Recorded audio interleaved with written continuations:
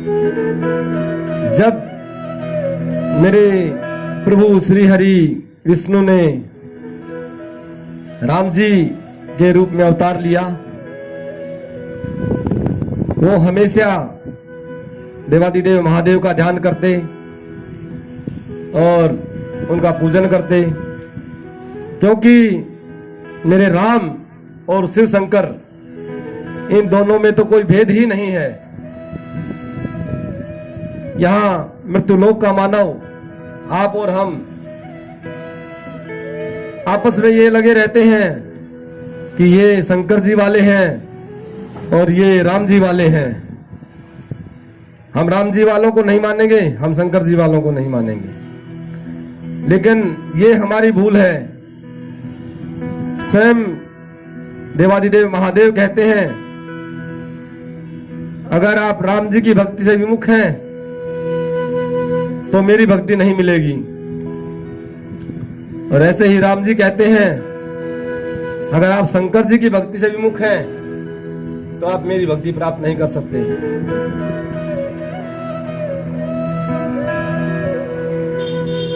जब श्री राम प्रभु यहाँ पर आए और पिता की आज्ञा मानकर उन्हें वनवास हुआ, तो मां जगदम्बा जो सीता माता के रूप में श्री हरि के साथ वन में गई, रावण छलवश उन्हें उठा ले गया और उन्हें ढूंढते ढूंढते जब हनुमान जी लंका पहुंचे और उनकी खोज करके प्रभु के पास आए, तो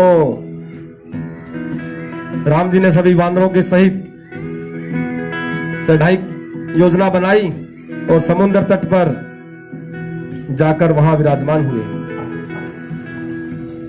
मेरे प्रभु श्री राम जो हर रोज शंकर जी का ध्यान किए बगैर अन्न जल ग्रहण नहीं करते थे, हम तो आप सबसे भी कहेंगे कि अपने जीवन का एक नियम, एक लक्ष्य निर्धारित करें, क्योंकि भगवान हमेशा भाव के भूखे हैं। भगवान को ये नहीं कि हम उन्हें स्वर्ण दें, धन दौलत कुछ, क्योंकि हम कुछ देने लायक ही नहीं हैं। सर्वस्व तो हमारे पास उन्हीं का दिया हुआ है, लेकिन हमारा एक नियम हो। अगर हम नियम से उनकी आराधना करते हैं तो प्रभु जल्दी प्रसन्न होते हैं। श्री रामचंद्र जी देवादिदेव महादेव की आराधना किए बगैर ना अन्न ना जल कुछ ग्रहण नहीं करते थे। वहां पर मां जानकी की चिंता में बैठे हुए उन्हें प्यास लगी और जैसे ही वानरों को कहा कि उनके लिए जल की व्यवस्था की जाए, तो सभी वानर जल लेकर प्रभु श्री राम के पास उपस्थित हुए। जैसे ही मेरे प्रभु श्री राम जल पीने वाले थे, उन्हें यह स्मरण हुआ कि आज महादेव पर जलाभिषेक नहीं किया है। उन्होंने जल को वहीं पे त्याग किया और बाबा भोलेनाथ का पार्थिव शिवलिंग उसका निर्माण किया, उसकी पूजा की, अर्चना की। सभी वानरों के साथ उन्होंने मिलकर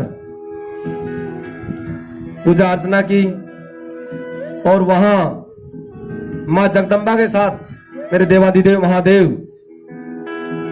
मां पार्वती के साथ वहीं पर प्रकट होकर दोनों ने श्री राम प्रभु को दर्शन दिए। और श्री रामचंद्र जी ने भी ये वरदान मांगा, हे महादेव, आप यहीं पर विराजमान होकर भक्तों की रक्षा करें, उनके मनोरथ पूर्ण करें। और मैं आपसे निवेदन करूंगा कि जो ये श्री रामचंद्र जी और मां जानकी और वहीं पर देवादिदेव महादेव और मां पार्वती प्रकट हुए, उन्होंने वहां पर वरदान दिया कि जो भी इस संसार का व्यक्ति, इस मृत्यु लोक का जो भी प्राणी गोमुख से जल लाकर इस शिवलिंग पर समर्पित कर देता है तो उसके सभी पितर शांत हो जाते हैं। 7 पीढ़ियों तक उसके पितर मुक्त हो जाते हैं। आप अगर गोमुख से जल लाकर देवाधिदेव महादेव पर चढ़ा देते हैं और वहां से थोड़ी सी बालू वापस ले जाकर गंगा जी में विसर्जन कर देते हैं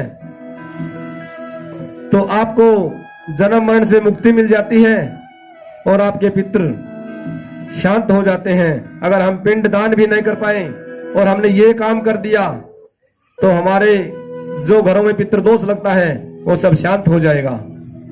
आप सभी से निवेदन है, जैसा संभव हो तो आप बाबा का पूजन अर्चन करें, जल चढ़ाएं और इसी कामना के साथ सभी मिलकर बोलेंगे श्री रामेश्वरम भगवान की जय, श्री रामचंद्र महाराज की जय। हर हर महादेव। आगे भी महाराज जी के श्रीमुख से कथा प्रसंगों एवं विशेष उपाय को जानने के लिए महाराज जी के YouTube चैनल को लाइक, सब्सक्राइब व शेयर करें और बेल आइकन अवश्य दबाएं।